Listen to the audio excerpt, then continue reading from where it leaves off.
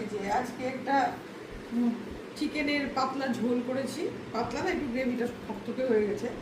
এটা খুব অল্প মশলায় তৈরি করেছি, খেয়ে দেখো খুব সুন্দর লাগবে খেতে।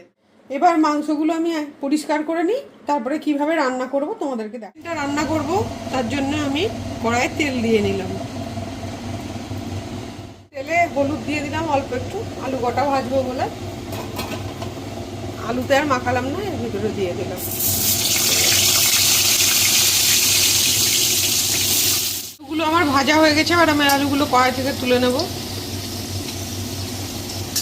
তেলের ভিতরে আমি জিরে আর গোটা গরম মশলা ফোড়ন হিসেবে দিয়ে দেবো,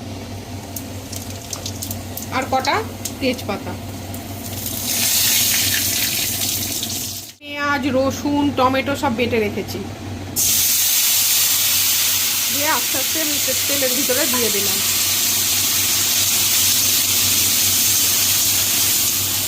পেঁয়াজগুলো আমার সব ভাজা ভাজা হয়ে গেছে। এই মতো অবস্থায় আমি এবার চিকেনগুলো দিয়ে দেবো, এবং তার সাথে একটা গোটা পেঁয়াজ এই রকম অবস্থায় দিয়ে দেবো। এতে টেস্টটা খুব ভালো হয়। কষাবো ঢেকে ঢেকে ঢেকে ঢেকে, জল খুব কম দেব, কিন্তু এটাকে ঢেকেই আমি পুরো মাংসটাকে রান্না করব। মশলাটা আমি একটু পরে দেব, এটা আগে ভালো করে কষতে থাকুক।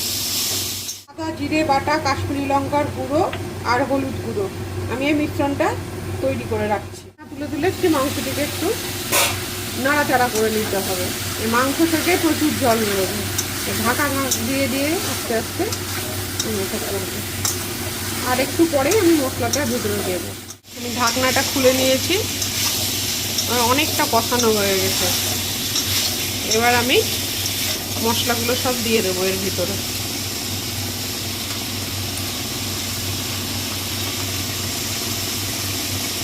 আর অল্প একটু বাটি ধোয়া জলটা দেব।